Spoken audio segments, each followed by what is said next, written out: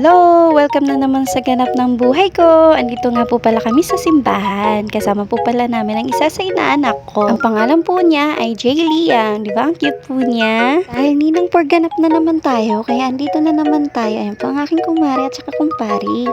Welcome nga pala, baby. Kristiyano ka na pala. O ayan, nabinyagan ka na ni Father, ha? Ang wish pala ng ninang mo sa'yo ay sana lagi kang healthy at maging mabait na bata. At siyempre, pagkatapos ni baby ay picture taking naman po. Family picture muna ang gagawin nila.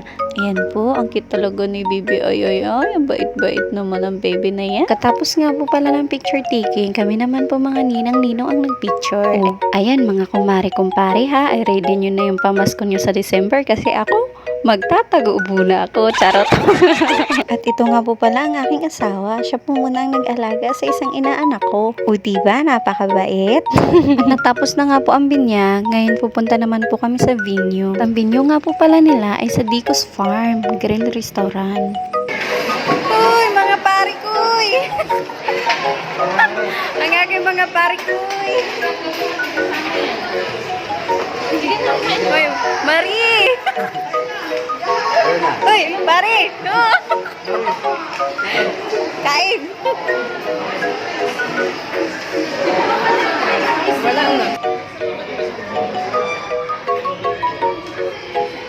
At siyempre dahil huli kami naman po ay kakain na.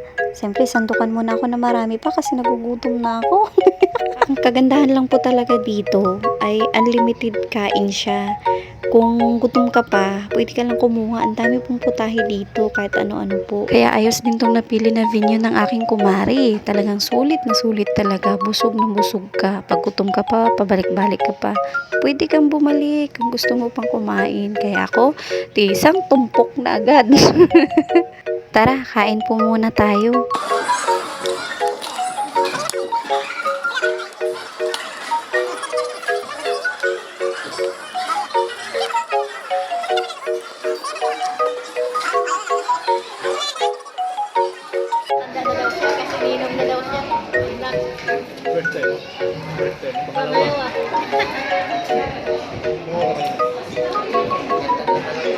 Smile.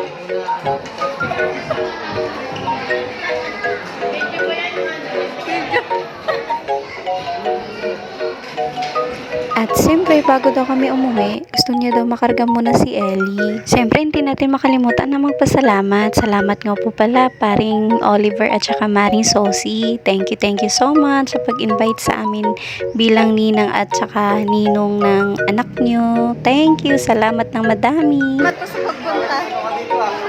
Salamat po sa pagpunta. Madam, salamat po sa pagpunta.